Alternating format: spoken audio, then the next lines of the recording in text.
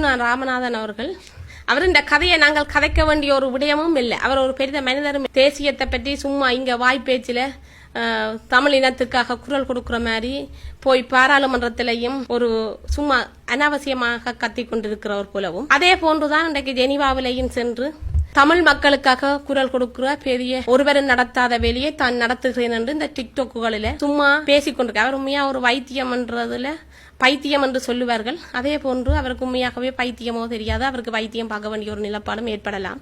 இந்த பாதிக்கப்பட்ட தரப்புகளுக்காக எந்த குரலும் கொடுக்கவில்லை.